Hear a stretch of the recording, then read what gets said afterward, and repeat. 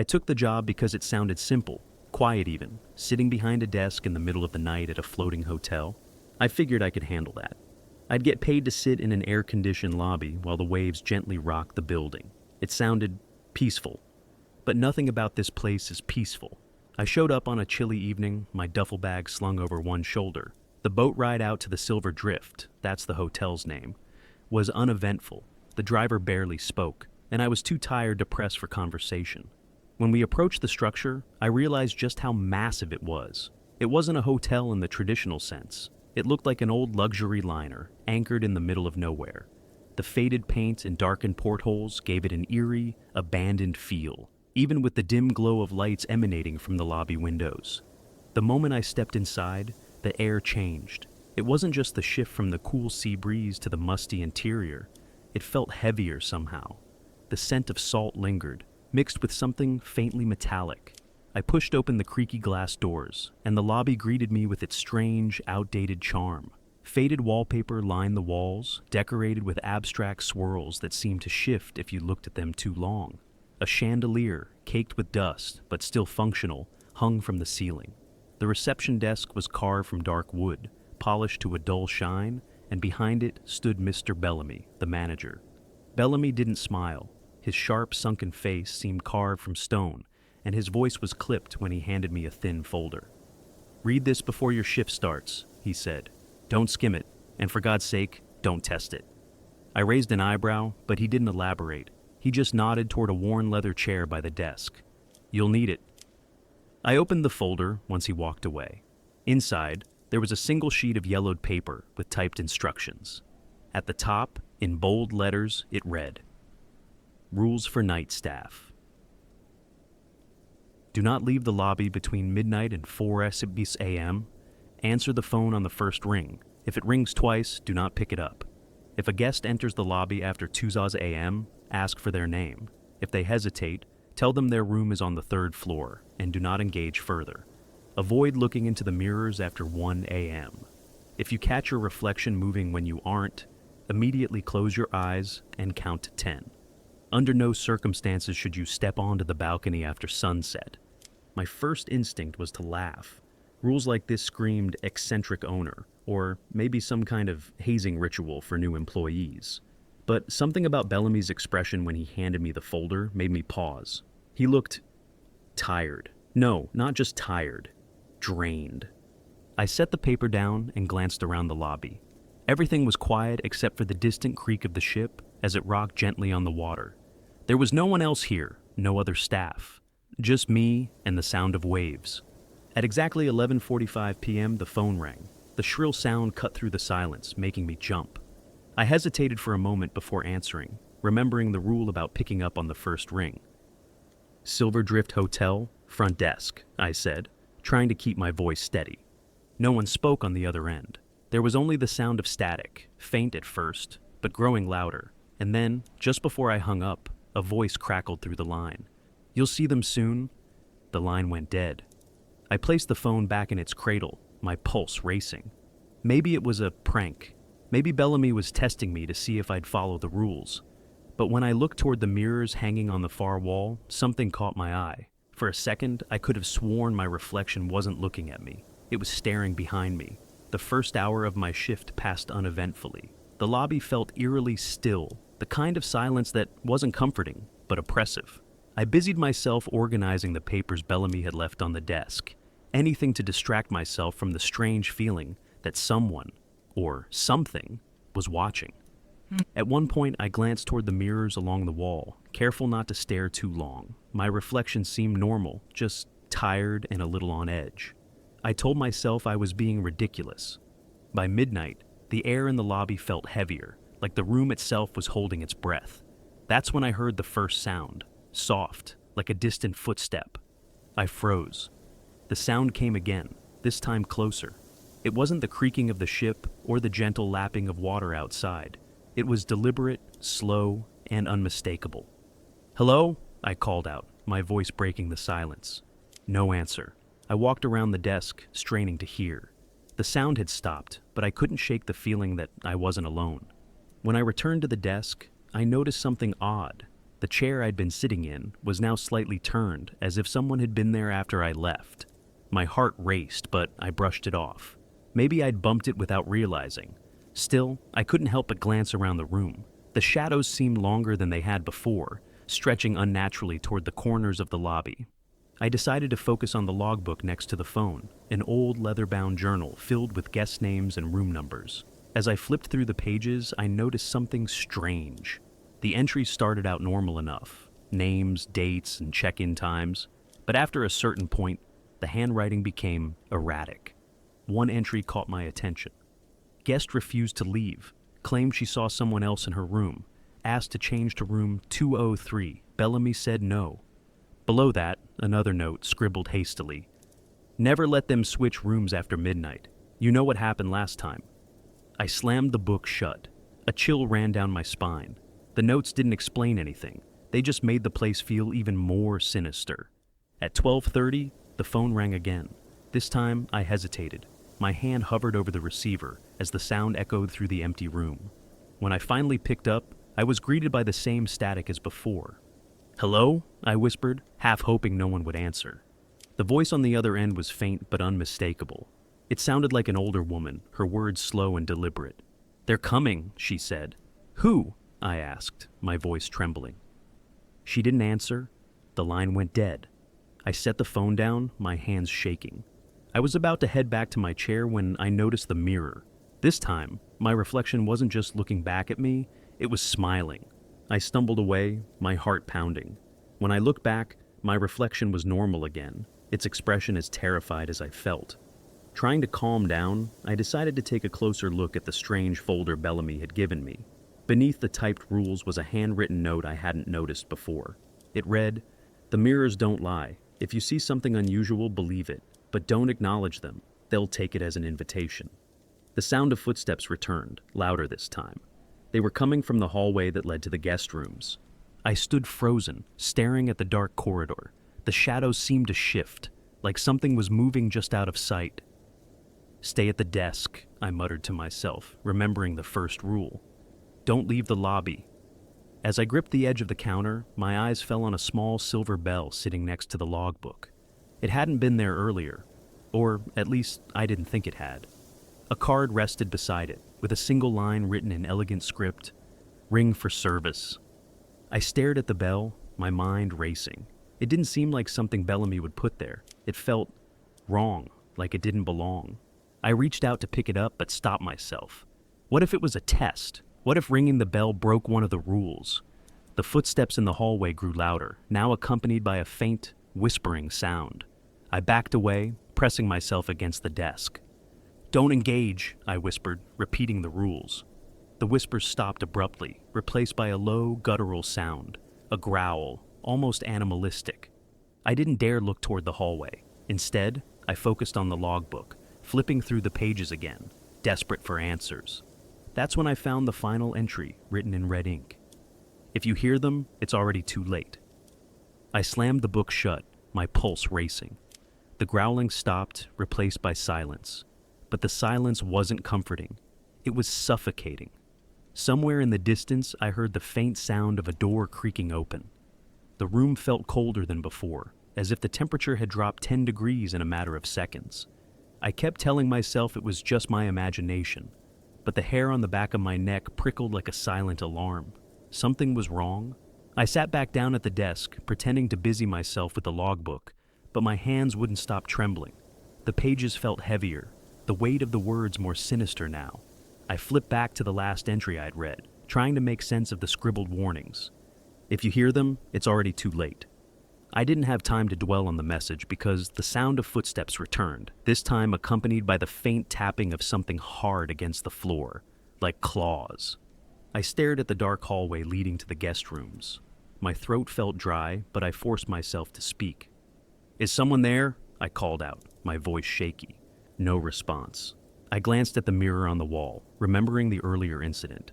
This time, the reflection didn't show anything unusual, just me, pale and wide-eyed. But then I noticed something else. In the reflection, the hallway behind me wasn't empty. There was a figure standing at the end of it. I spun around, heart pounding. The hallway was empty. When I looked back at the mirror, the figure was gone. I forced myself to stay calm, repeating the rules in my head. Stay at the desk, don't acknowledge them, follow the rules. I turned my attention back to the desk, hoping to find some sort of distraction when the phone rang again. The sound made me jump. It was sharper this time, almost aggressive. I hesitated for a moment before picking up. "Hello?" I said, my voice barely above a whisper. Static. Then, a deep, distorted voice spoke. "You shouldn't have looked!" My blood ran cold. I slammed the phone down, breathing heavily. The lights in the lobby flickered, casting strange, shifting shadows along the walls. I stared at the ceiling, silently willing them to stay on. "Just stay on," I whispered, as if the lights could hear me. But they didn't listen. With a final flicker, the room was plunged into darkness. I fumbled for the flashlight Bellamy had left under the desk, my hands shaking so badly I nearly dropped it. When I finally switched it on, the beam of light felt pitiful against the oppressive darkness. The hallway leading to the guest rooms stretched ahead like an open mouth, waiting to swallow me. I tried to focus on the rules. Stay at the desk. Don't leave the lobby. But then I heard it, the sound of something breathing. It wasn't human. I shone the flashlight toward the hallway, my heart pounding in my chest. The beam caught the edge of something, a hand, pale and clawed, gripping the corner of the wall. I froze, unable to look away. The hand slowly pulled back, disappearing into the shadows. I wanted to run, to leave the desk and get as far away as possible, but the rules echoed in my mind. Leaving the lobby was forbidden, and yet staying felt like a death sentence. The breathing grew louder, closer. "Who's there?" I whispered, knowing I wouldn't like the answer. A loud crash came from the other side of the room, near the mirror. I whipped the flashlight around, the beam trembling as much as my hands. The mirror was shattered, cracks spiderwebbing across its surface. My reflection stared back at me, but something was wrong. It wasn't moving. I took a step closer, unable to look away. My reflection's expression twisted into a grin, its eyes wide and unblinking. The light in my hand flickered. "Leave," my reflection said, its voice echoing in the empty room. I stumbled back, nearly tripping over the chair behind me. The sound of footsteps returned, faster now, accompanied by a guttural growl that made my stomach twist. I knew I couldn't leave the lobby, but the instinct to flee was overwhelming. Then I remembered the silver bell.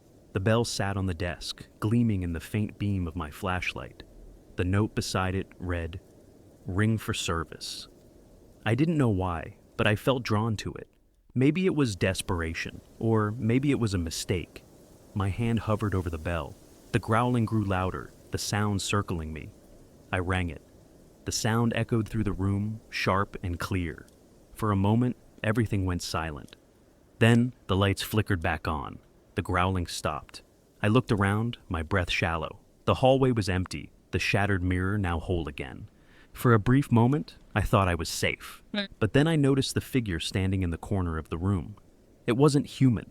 It didn't move, didn't make a sound. Its eyes glowed faintly like embers in the dark.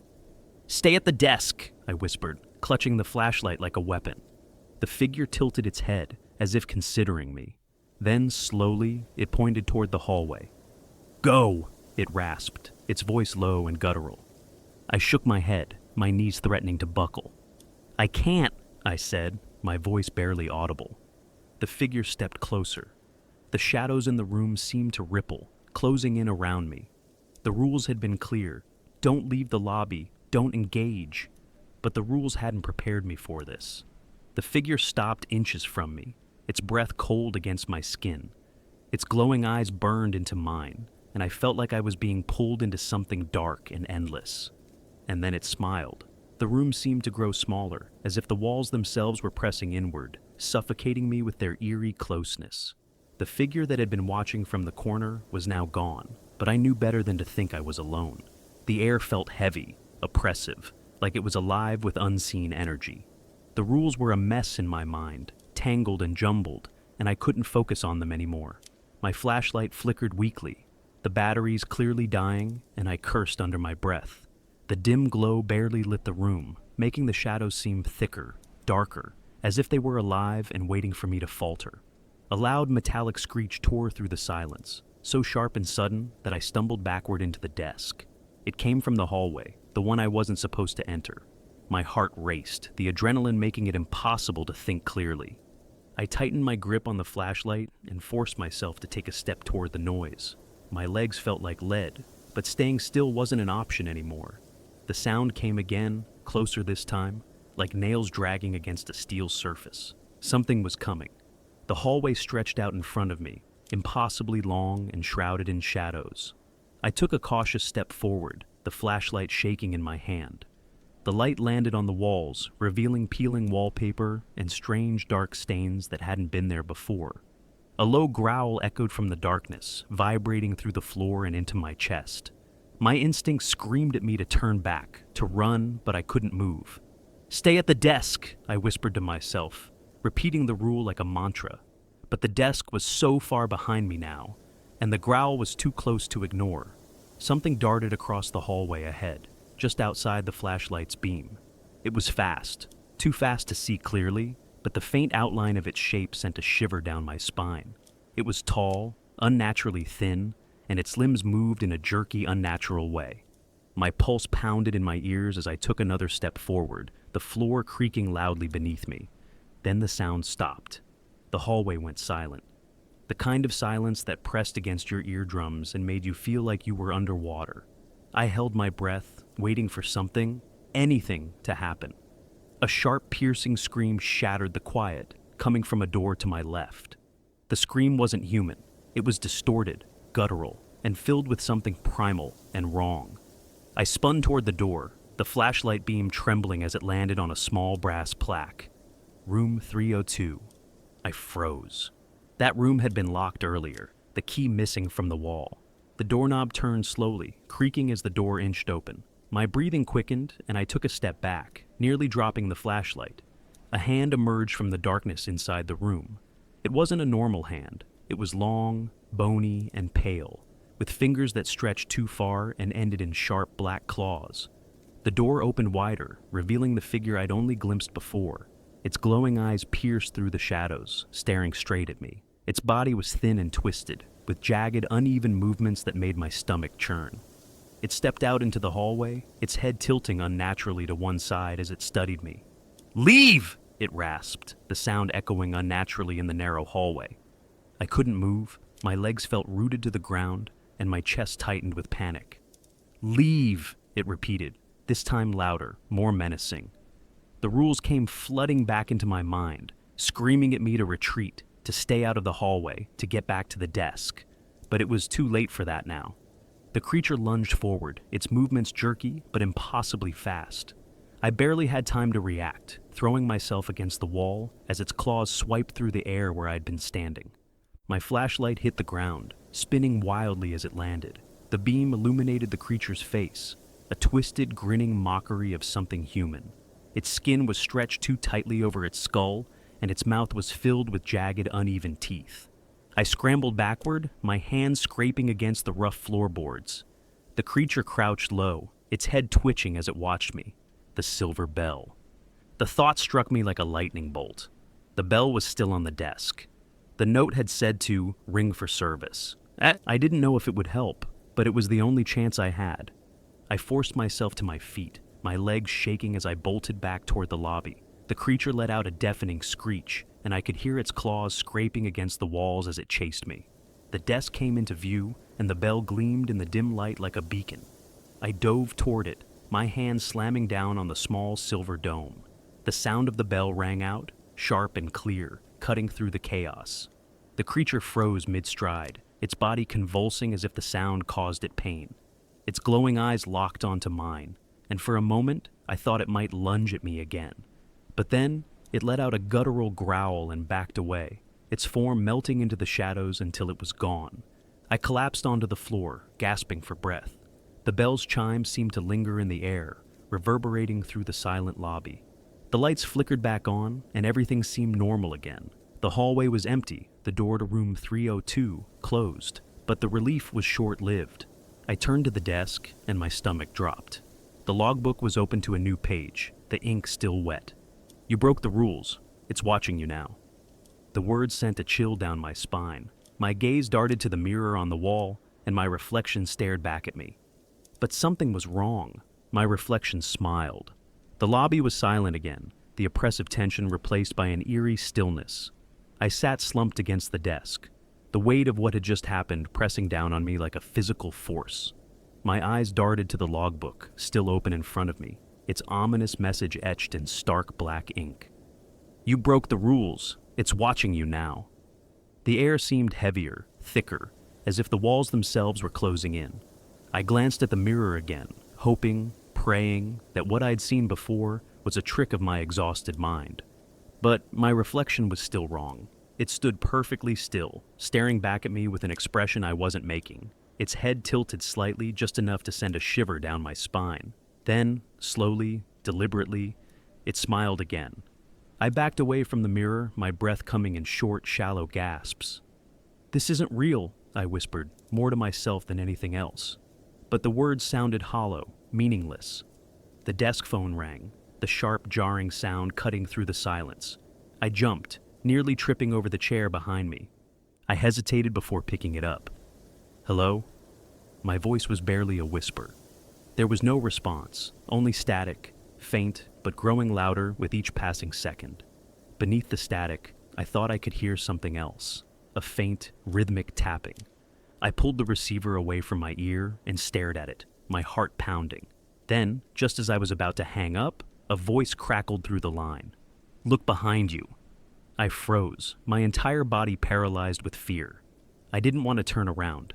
Every instinct screamed at me not to, but the compulsion was overwhelming. Slowly I turned my head. The lobby was empty, but something was off. The air shimmered faintly like heat rising from asphalt, distorting the space near the mirror. I stepped closer, unable to stop myself, drawn to the reflection like a moth to a flame. My reflection was gone. I stumbled back, panic clawing at my throat. The mirror was still there, but it no longer showed me, only the empty lobby, as if I had vanished entirely. Then the lights flickered, plunging the room into near darkness. The faint glow of the desk lamp barely illuminated the space, casting long, jagged shadows across the floor. "Where am I?" My voice trembled as I spoke, the sound swallowed by the oppressive silence. The logbook caught my eye again. New words had appeared on the page, written in the same dark, dripping ink. "You're part of it now." My breathing quickened as I reached out, my fingers trembling. Before I could touch the page, the ink began to spread, oozing across the paper like it was alive. Letters twisted and rearranged themselves into a new sentence. "Look at the mirror." I didn't want to. Every fiber of my being screamed at me to leave, to run, but my feet refused to move. Against my will, my gaze drifted back to the mirror. This time, it wasn't empty. I was there again, or something that looked like me, but its movements were wrong, delayed, like an old video playback out of sync. It raised a hand slowly, and I felt my own arm move without meaning to. "No," I whispered, trying to pull away, but my body didn't respond. The reflection's mouth moved, but no sound came out. Then, in an instant, it lunged forward, slamming its hands against the glass. Cracks spiderwebbed across the surface as it grinned, its eyes glowing faintly in the dim light. I staggered back, my legs hitting the desk, but I couldn't look away. The reflection was clawing at the glass now, the cracks growing larger, darker. It wasn't a reflection anymore. It was something trying to break through. Then, with a deafening shatter, the glass exploded outward. I shielded my face, but when I lowered my arms, the mirror was whole again. And I was inside it. The world on the other side was cold, silent, and suffocating. I pounded on the glass, but the desk, the lobby, the flickering lights, they all seemed distant, like a memory fading too fast. My reflection, or whatever it was, stood on the other side, looking at me. It adjusted the name tag on its shirt, straightened the papers on the desk, and sat down like it had always been there. "Wait!" I screamed, but no sound escaped. It smiled at me one last time before turning away, leaving me trapped in the mirror's cold, dark world. The last thing I saw before the darkness swallowed me was the logbook. A new message had appeared on the page, written in perfect looping script. "Welcome to the night shift."